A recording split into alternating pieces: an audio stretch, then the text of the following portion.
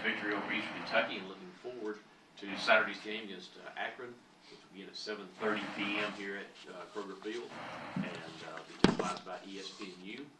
Also, the 50th anniversary of the first game at Kroger Field, when it was then Commonwealth Stadium. 50th anniversary is coming up on Friday, and we're doing some things during the weekend on the game to recognize some of the great moments in Kroger Field, Commonwealth Stadium history. So at this point, we'll turn it over to Coach Stoops. Thanks, Tony. It's good to be sitting here, a bit redundant, talking about another victory, and with the good and the bad. So it's 2 weeks in a row. We're sitting in here on Monday, and grateful for any victory, as I've mentioned before, and really appreciate our players working hard, getting some things corrected, finishing the game strong, and getting the victory. Once again, I think there's things that we know we need to improve on and have to improve on as the competition improves. And so we will be anxious to get back to work here again today. I think there were definite signs of improvement this past week, even though it didn't always appear right there on the film. I'd also like to acknowledge this being 9/11 and recognize and thank and just remember all the heroes that lost their lives and all the heroes that saved a bunch of lives. It doesn't take you very long to be in any type of situation where you need first responders and or doctors, and it happens to hit very close to home here with me today, and the appreciation and the need for those folks.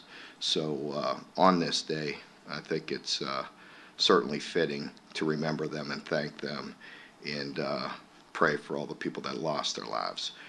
It's been a challenging day or so for us, and we will continue to push forward as always. And I think the prognosis of things look good with the people in our office, and that will be back in our office. So I'll leave it at that. On that subject, again, looking back at the film, just like I mentioned, give EKU a lot of credit for a lot of good things. No surprise there in the way they played. Looking forward to this weekend's challenge again with Akron. I have a tremendous amount of respect for Joe Moorhead, the person that he is, the coach that he is. I believe his time at Mississippi State, we split, one home games, each of us, but always tough, physical, hard-nosed. He's very creative offensively. They've been very multiple. We will go back and look at quite a few things that, when he was at Mississippi State, and we'll look at things while he was at Akron, and try to put together a very good plan here on both sides of the ball to go compete and try to go 3-0 right before conference play the following week. So we got some things we need to improve on, and looking forward to getting back out there. Questions? Coach, you've been here 10, 11 years now. What stories have you heard about Commonwealth Stadium over the years you've been here that have impressed you, fascinated you, and reached you funny about? Well, just some of the, great things that our sports information people put together, and our people that put the content and the highlight films together. Sometimes I'll be walking by and just seeing the highlights and hearing those stories. But great respect for all of our past players and coaches, and the wonderful moments that have gone on. I wasn't here, so don't know the last 10 plus years. So, yeah. Mark, start games, you all have been extremely pass heavy. I think Devin's had over 20 pass attempts. Pardon me? Starting games, the offense has been pass heavy. I think Devin's had over 20 pass attempts in each game. Do you maybe have to go and, revisit that, or is it just you all got to work through some of the growing pains, I guess? Yeah, I think we ended up 24-38, close to 300, 299. But I think, we're always searching for balance. I think there were some situations in that game again where things were blocked well. We had a couple missed runs that we haven't had, and some missed runs for good intentions, maybe trying to create too much or whatever, missing the hole, and those lead to some bad things, including 2 holding penalties that were blocked.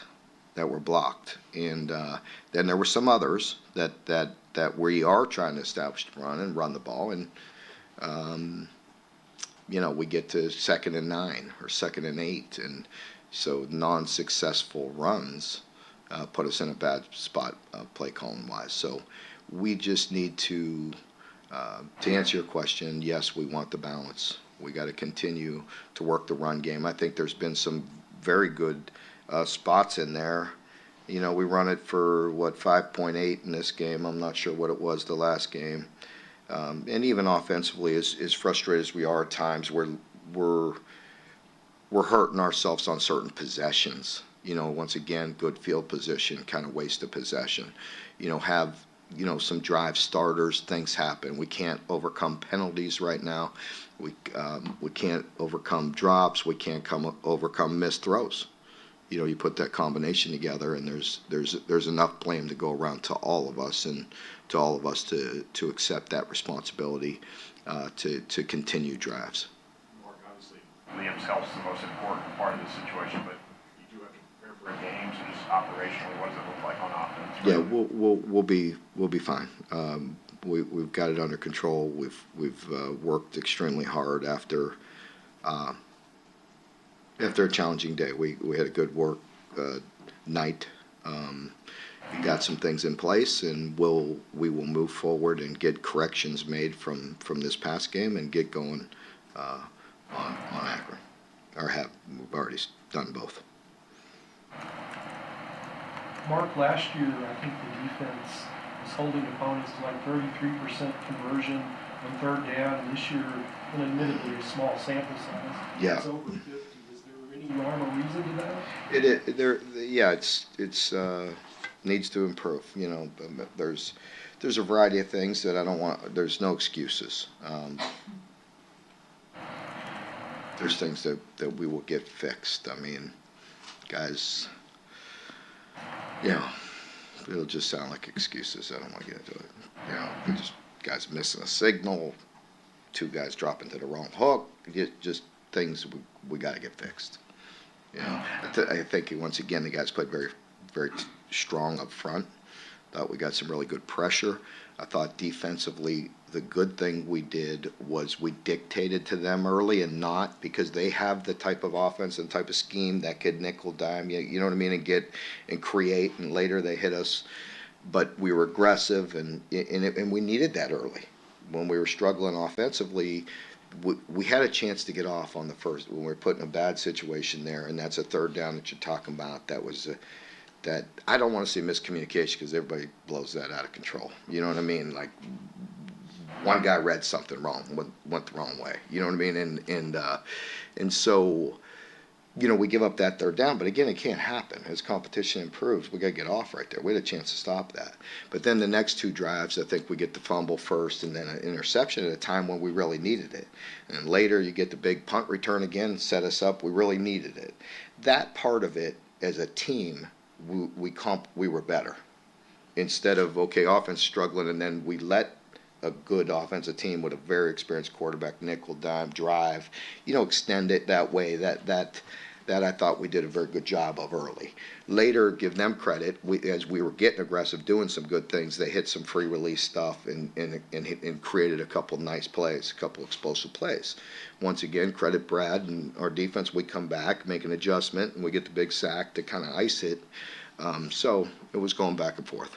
But that's where everything's not, the sky's not falling. There were a lot of things that were good. There's plenty of areas we know we have to improve, and I'm very confident that we will. 11 years you've been here, the one thing that... Cortland played pretty good. I really did. I thought he did a good job. Yeah. You go the whole way? Yeah. Sorry, Jeff. In the 11 years you've been there, I know the one thing that drives you crazy is pre-snap penalties. Early in the game, Yeah. they really hurt you guys. How do you address that? Yeah, they have. I mean, no excuse. I mean, we just, if we can talk about it last year, early in the season, going into hostile environments and executing at an extremely high level with things of that nature in a super intense situation on the road, why can't we do it now? I think it's for us, it's a heightened awareness of, the discipline that it takes to expect that from ourselves always, not just against some opponents. Who's going to call the offense on Saturday, or is it going to be by committee? I'm not getting into any of that right now. Do you expect to have Jeremy Pikes back? I do.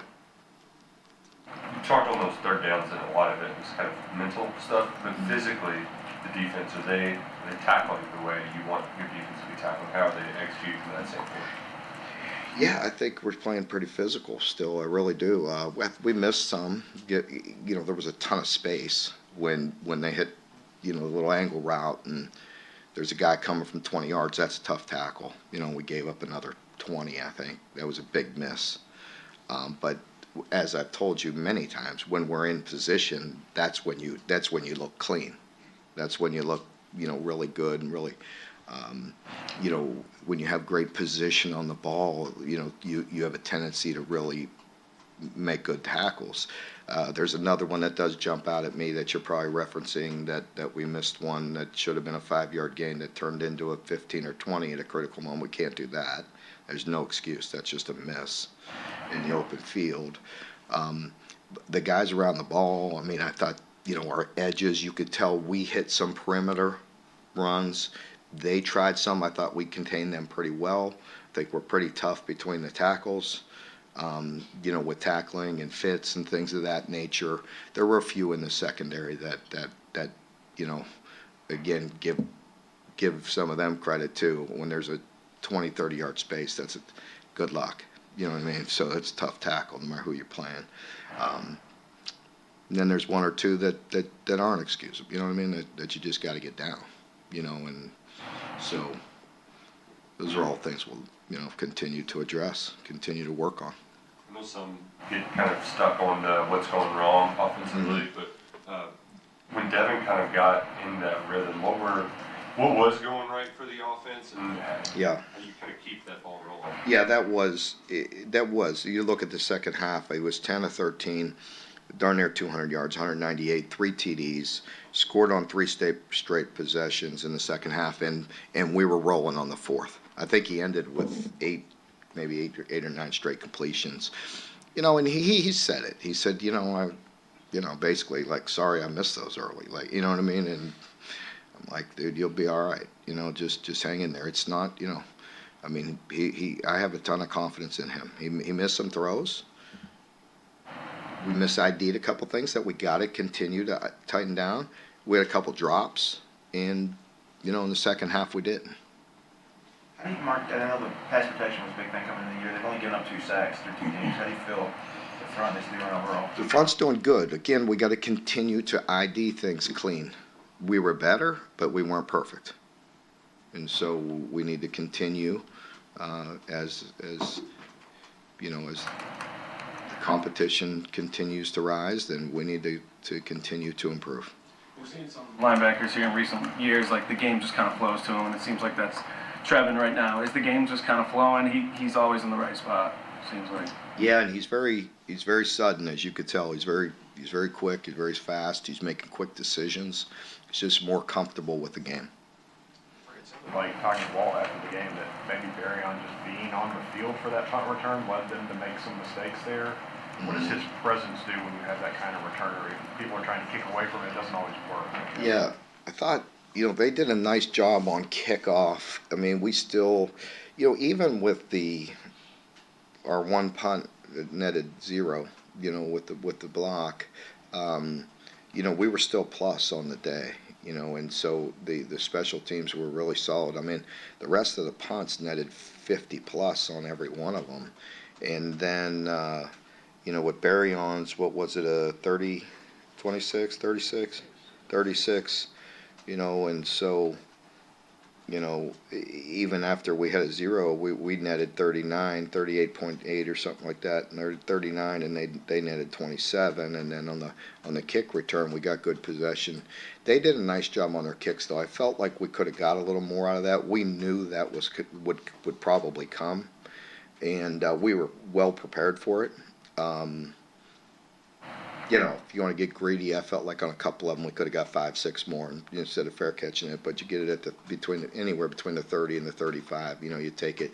They had one really good kick where it was very high, and I want to say it got to the 27. So that's a win for them. You keep it out of Barryon's hand and take it at 27. I'm sure they'll take that all day.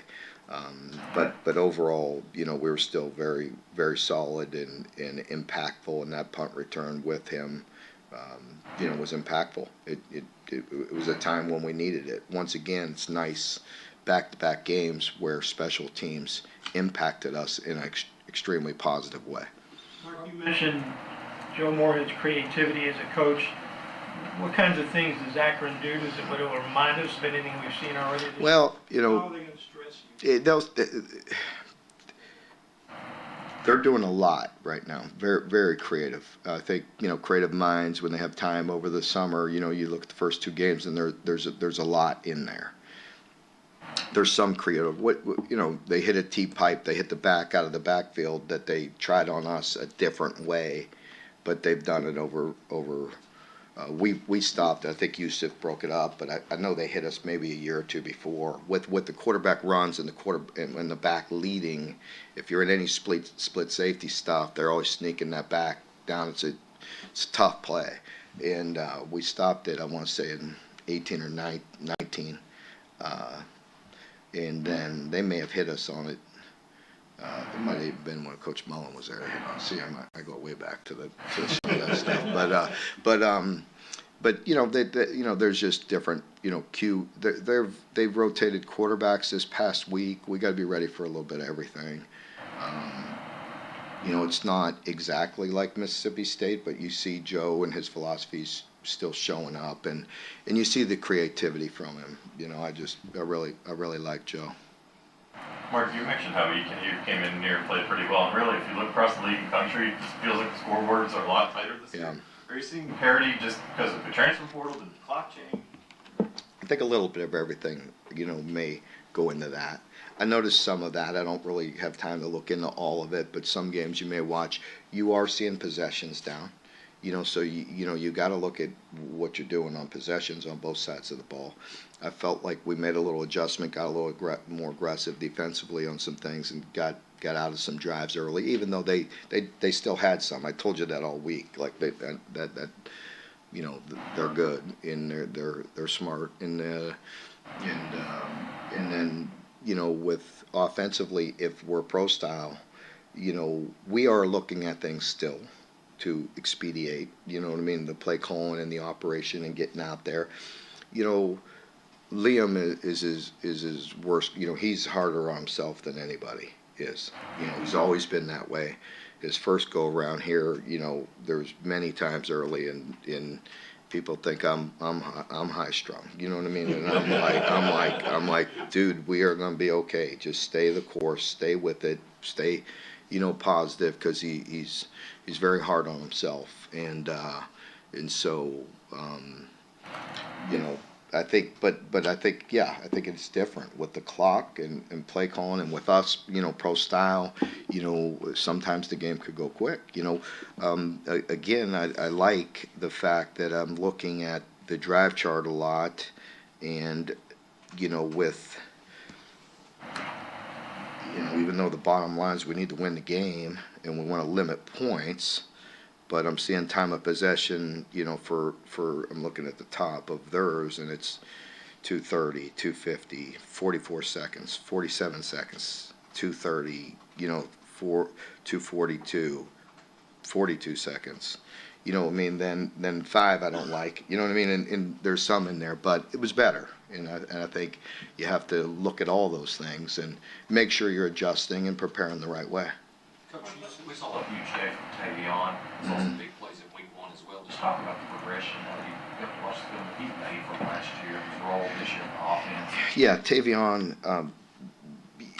you know what? We challenged him. He's responded. He's been more consistent. There is a great example of just maturity.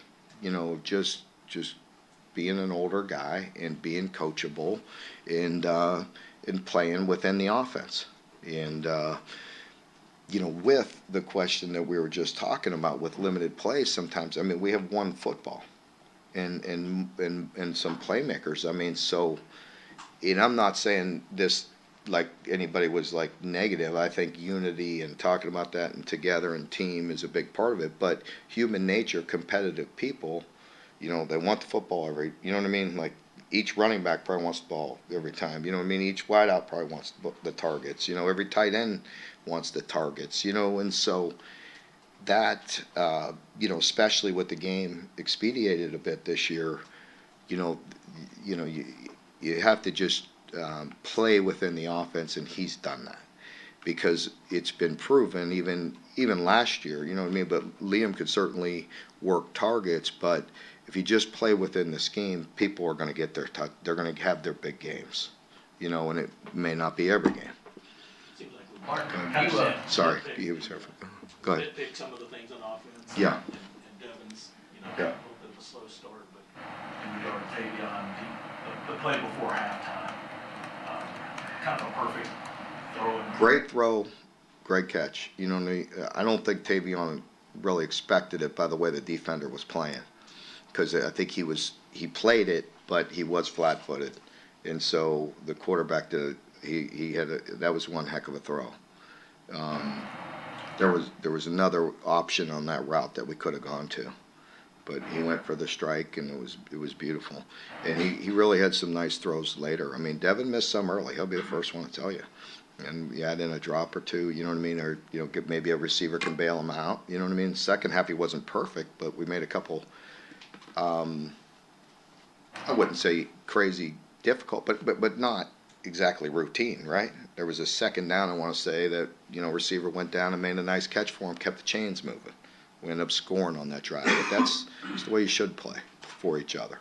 Mark, you get a little more confidence in your corners a lot in the second half, not a lot, but a couple times you went to cover zero. Mm-hmm. It puts a lot on those guys.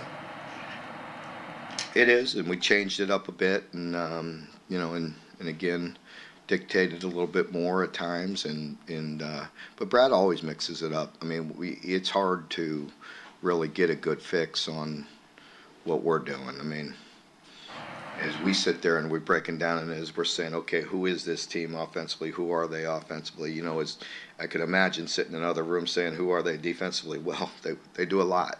You know, we do a lot, and you know, and not perfect, but do a lot of good things. You know. Brandon said after the game, without looking at the film, he wasn't real happy with the tackling. Yeah. What did the video? Well, that's probably the question. You know, the ones that stick out was, you know, and again, I'm not saying through certain players, but we had some things down on one-on-ones that are going to either be off the field or create third down, third and fives, and broke a tackle and created a first down. You know, that's one that jumps out at me right now. You know, the free release, you know, angle route, you know, there was a ton of space in that, but it did give up another 20 yards, you know, that you got to get them down at that point. That may not look the best, but that's when you have to get them down, you know, and you know, you may not be a perfect profile tackle, but you got to find a way to get them down. And you know, so there were several of those that stood out probably that he was talking about, and you know, we're there.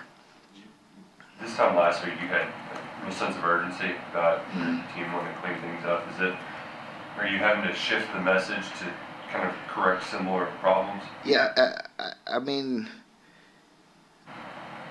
you know, a lot of the message will be the same. I mean, but I expect our team to respond. They did last week. You know, we did in practice. There were certain things on film that did show up. You know, the drive stalling things cannot happen. We know that. We got to get those things cleaned up. They're going to jump up and hurt us if we don't get them corrected. But I'm confident that we will. You know, I'm confident that we'll continue to grow and get better and clean up certain areas. Coach, we saw that maturity.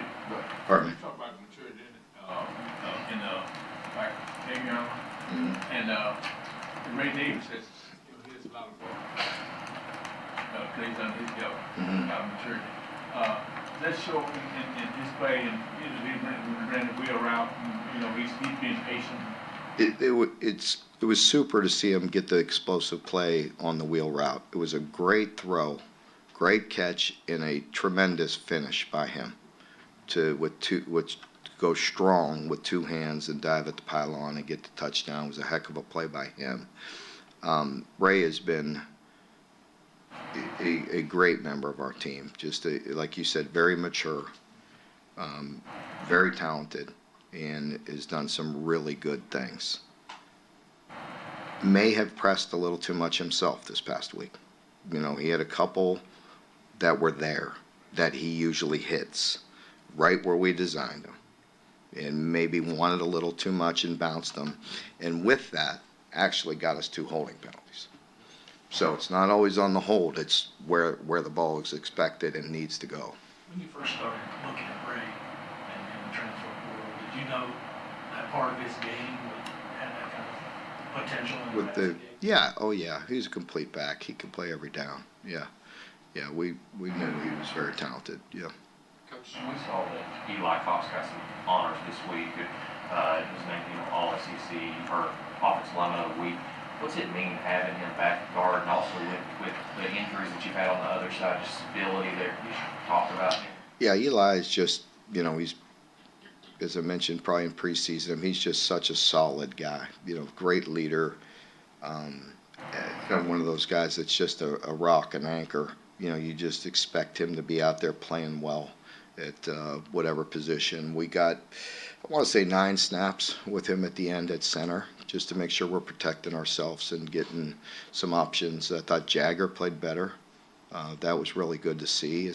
I said that a week ago, just the time and experience, and very good player that just needed some snaps under his belt. He played better. Worked Eli there some just to get that under his belt, which to him I think second nature, just go do it with no problem, but we still work it during the week.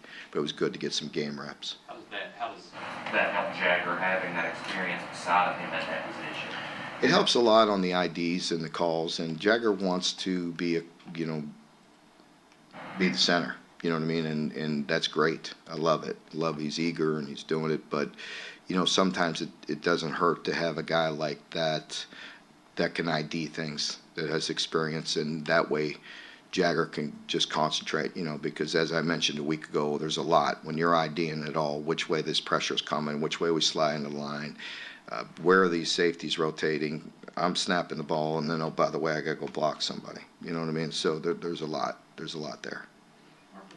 Getting into specifics, you mentioned that you were able last night to get back to work.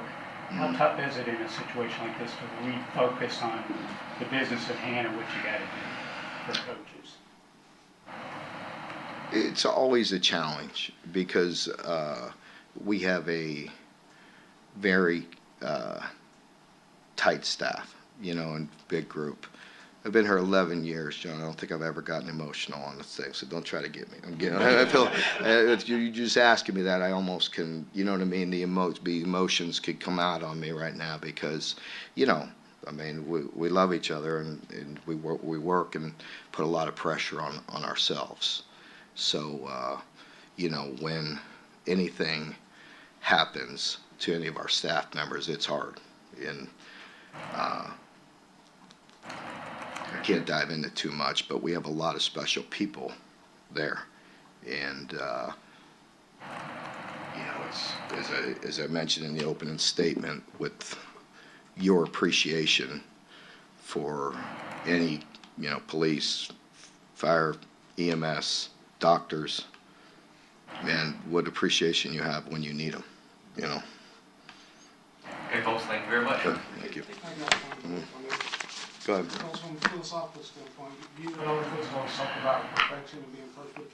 Do you strive for perfection, knowing that nothing and nobody's perfect? Do you strive for that and then attempt to reach excellence? It's exactly It's the exact quote I used with the team a week ago. You know, we're striving for perfection, knowing you're probably not gonna get it, but in the meantime, you may find excellence. So exactly what I said to them and used it a week ago.